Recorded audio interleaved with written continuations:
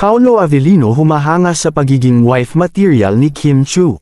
Nang maispatan ng media si Paolo Avellino sa studio ng kapamilya noong isang araw ay agad na tinanong ang aktor kung may balak ba siyang lamagay sa tahimik in the future.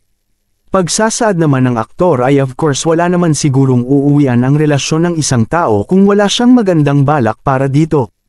Ayon kay Paolo Avellino, kahit na nga ikinasal na lahat ang kanyang mga kaibigan at medyo naiwan na siya sa kanilang barkada in terms of marriage ay happy naman siya dahil hindi din siya nagmamadali.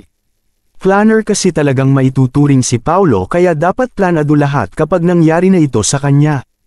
Hindi naman nag-atubili si Paolo Avellino at sinabi nito kung ano sa tingin niya ang klaseng babae si Kimi. Gusto daw kasi niyang maayos at tama ang kanyang mga desisyon sa buhay kabilang na ang usapin patungkol sa pagpapakasal at pag-settle in the future. Samantala, kinilig naman ang mga reporters na nakarinig sa tugon na ito ni Paolo Avellino patungkol sa nararamdaman niya sa aktres. Ayon sa aktor ay nasa masayang lugar sila ngayon ni Kim Chiu at ayaw naman niyang pangunahan ang mga bagay-bagay. Pinagdarasal niya ang kanilang relasyon ngayon at tiwala siyang magiging maganda ang kanilang samahan.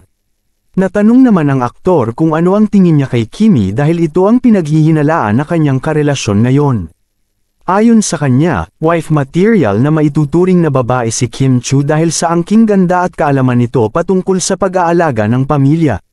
Si Kim Chiu kasi ang tumayo na ina at ama sa kanyang mga kapatid at hindi nito pinapabayaan ang pag-aaral at mga pangangailangan nila.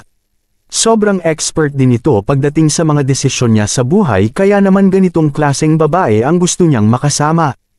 Anong masasabi ninyo sa chika na ito? Mag-comment down below. Maraming salamat sa panunood at huwag kalimutang mag-subscribe for more videos.